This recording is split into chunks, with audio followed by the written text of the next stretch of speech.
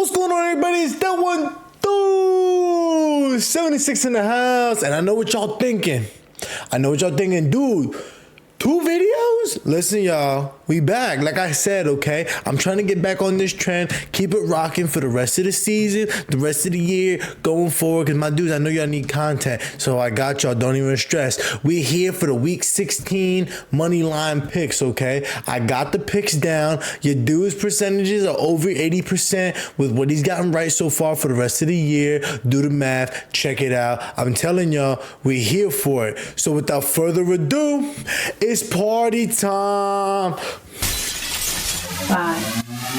4, 3, 2, 1. Oh yeah, y'all know what time it is. Let's go.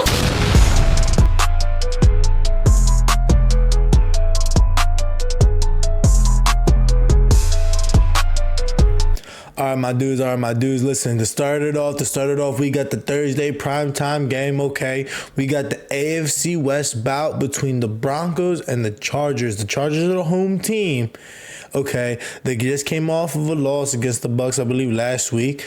They weren't looking really that hot. Playing them, if I'm correct, the score was around like 40-17. Baker was baking, you know what I mean? Baker was cooking. So, but at the same time, the Broncos on a hot streak right now. I think they're doing pretty good right now. They're cooking. They're, and because of that, I'm thinking Bo Nix, Cortland Sutton, everybody's going to really connect well. I think the Chargers are starting to lose their spark a little bit, even though they may have the home field advantage. I give that game right to the Broncos. If I'm going to be honest with you, Bo Nix has been putting it together real well. I like how it's looking. I just, it's to me, it's like there's nothing like to me, I feel a little off because it's like Quentin Johnston, he'll have a game or he doesn't. You know what I mean? J.K. Dobbins, Gus Edwards, they're like 50-50 here and there. Like McConkey's probably the most solid receiver that they have, in my personal opinion. You know what I mean? Will Disley, good tight end, all that good stuff. But like Herbert can only do so much, you know what I mean? And my dude's hurt.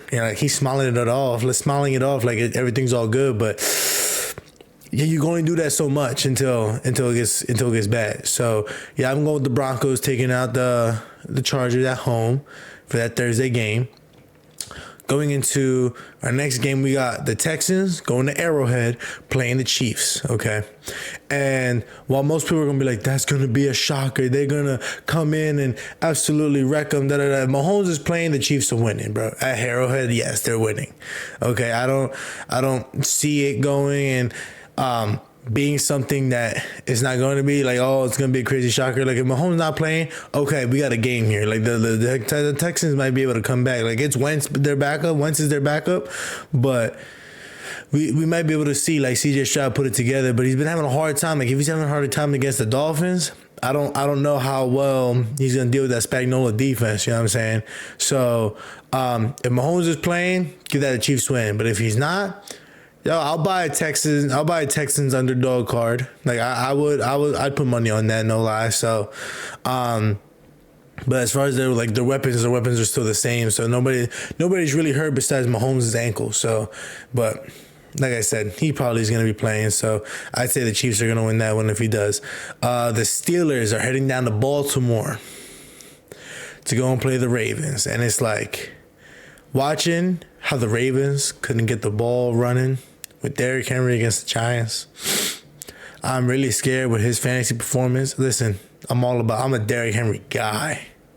Love Derrick Henry, but the fact that they could not get the ball rolling with him against the Giants was a kind of scary thing. It was kind of sad to see, and now they're going to go and play an even better defensive line, personally, in the Steelers. So for those Derrick Henry owners, I'm so sorry. You may be screwed this week in fantasy. But as far as the money line pick and all that stuff for this week, it's the Steelers. Every time they play the Ravens at home, not the Ravens at home, but when the Ravens go to Pittsburgh, the Ravens don't do so hot. They always choke. But when the Steelers decide to go to Baltimore, that shit's always a 50-50. It's like you never really know. But at the same time, what I am seeing is that the Steelers just lost to the Birds last week. The Steelers need to make a statement coming up.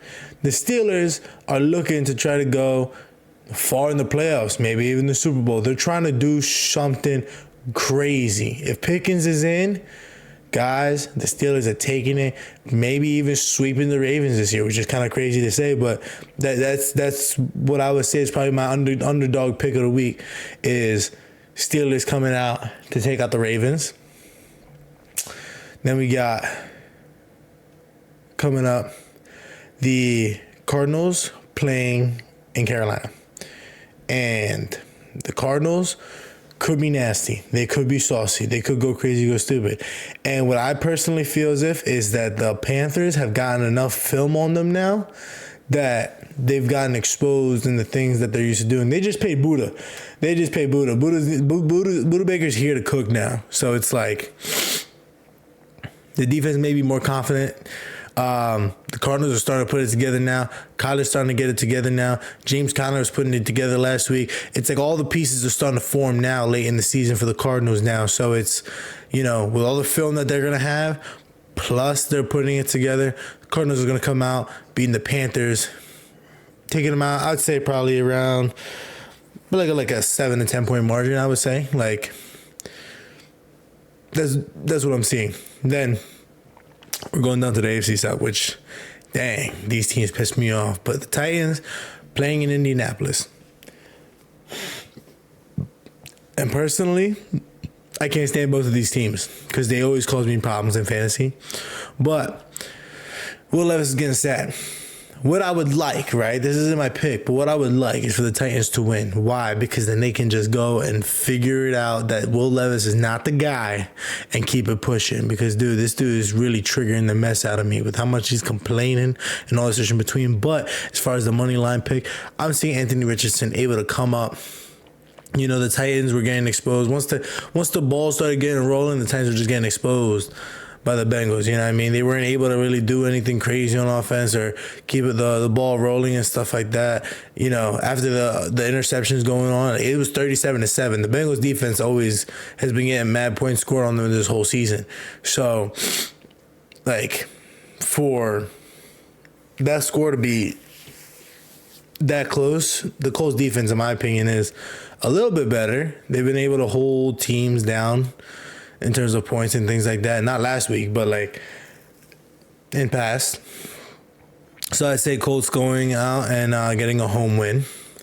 We get the Browns playing in Cincinnati, right down the road. I was just in Ohio, so if y'all didn't see that video, go check it out for that food review.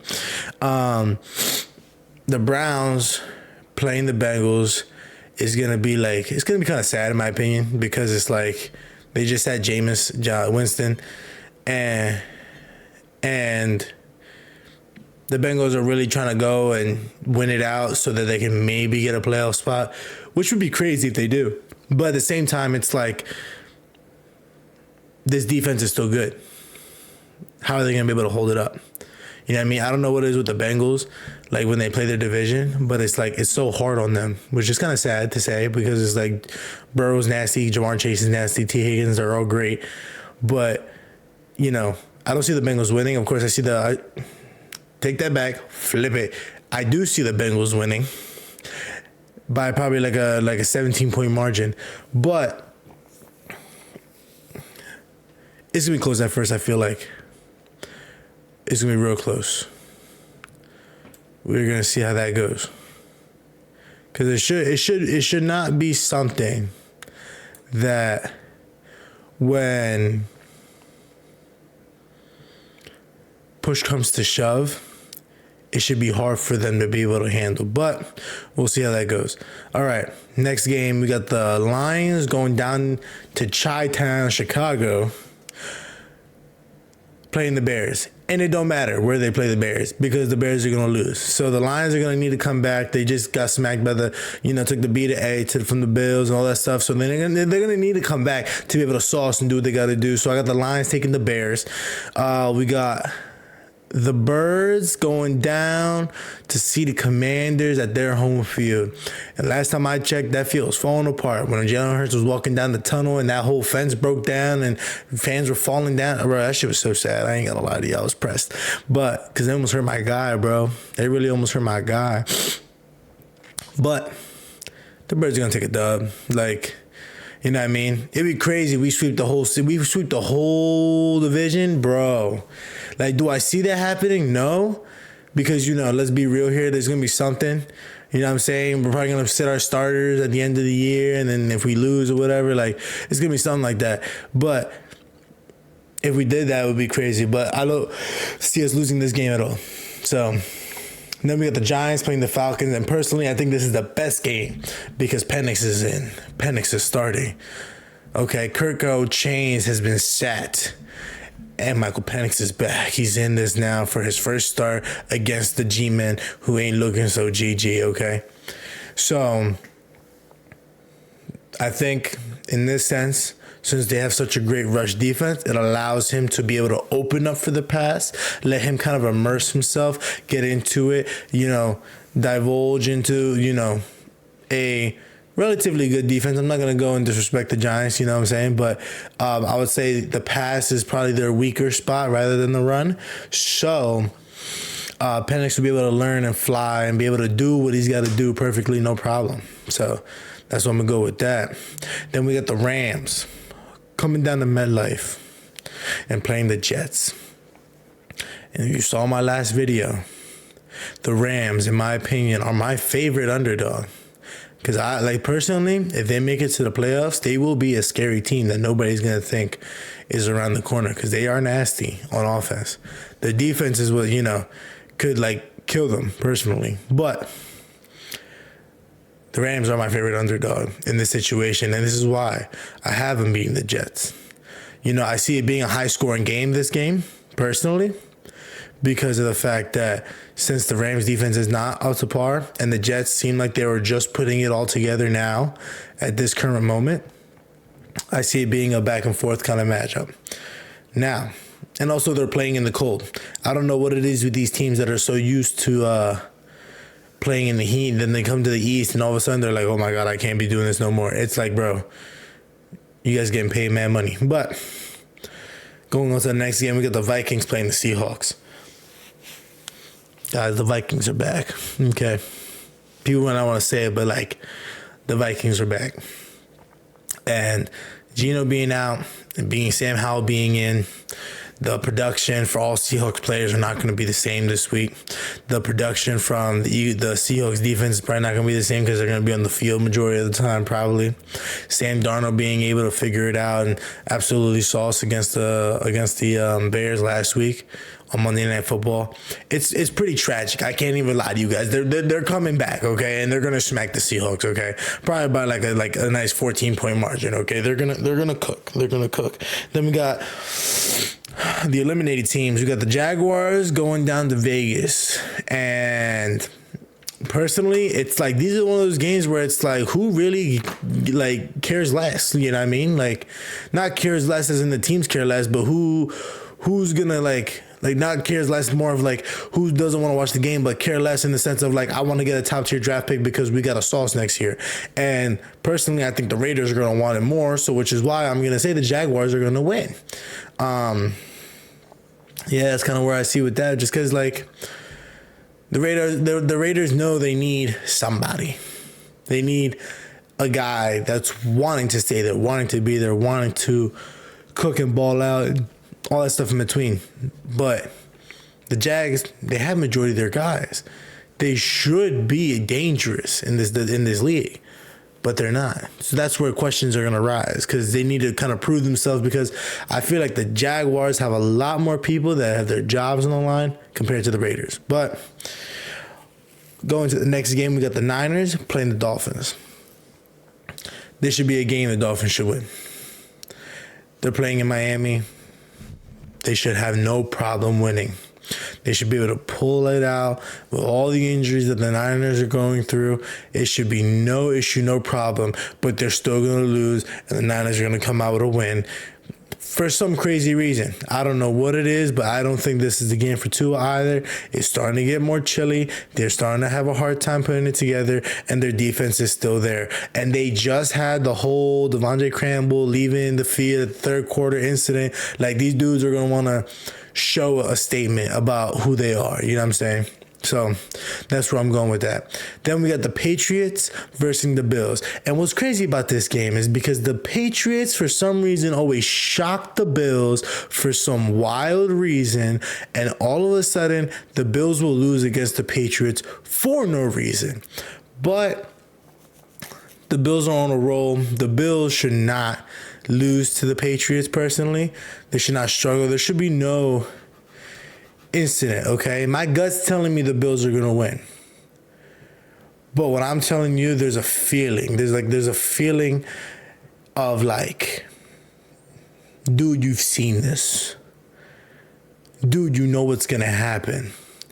Just say it, but I can't. You know why? Because if I do, it's gonna come. It's gonna come into existence. And I can't, I'm gonna stick to what I'm saying. I'm gonna stick to the gut feeling because the Bills should take this game, no issue, no problem. Like this, they got the MVP possible because Saquon is cooking, but they have the possible MVP absolutely lighting it up against a better defense last week, even though they're hurt. But there should be no reason why the Bills don't come into this game and sauce by like 40 points. Like, no issue, no problem. But I digress. The second to last game is the Bucs going down to Jerry World. And they are going to go and continue baking like they have been. I am expecting Baker to absolutely sauce all over this defense, forcing Micah Parsons to want to sign with the Birds next year probably. Because, dang, man, there ain't no reason why they should be getting done dirty like this or be doing dirty like this, this Bucs team, man. Like, they lost a lot of people, but they still coming back and they're just saucing. I like it. I really do like how the Bucs are turning out, no lie. So, yeah, the Bucs are probably going to come out, beat them by like 15, and leave Jerry World pretty hype. I'm not going to lie. It's going to be a good situation for them going forward. But that conference itself is pretty tight right now in terms of who's going to be winning that division. So we will see what will happen going forward.